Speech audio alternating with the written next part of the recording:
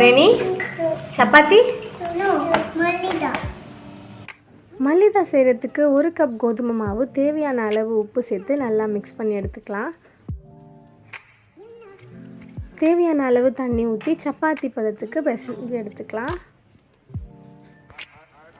இந்த மாதிரி ஒரு டிஃபன் பாக்ஸ் மூடியோ இல்லை கிண்ணமோ வச்சு அதை நல்லா ரவுண்டாக கட் பண்ணி எடுத்துக்கலாம்.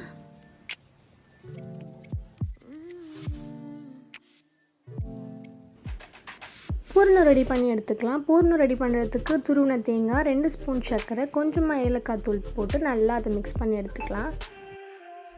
இது ஒரு பக்கம் இருக்கட்டும். இப்போ அடிக்கனமான பாத்திரத்தில் தண்ணி ஊற்றி தண்ணி கொதிச்சு வந்தோம் நம்ம ரெடி பண்ணியிருக்கிறத அதில் போட்டு வேக வச்சுக்கலாம். இது போட்ட உடனேயுமே அடியில் போய் தங்கிடும். இது நல்லா வெந்துருச்சு அப்படின்னு தெரியணும்னா இது மேலே எலும்பி வரும், அப்போ இது வெந்துருச்சுன்னு அர்த்தம்.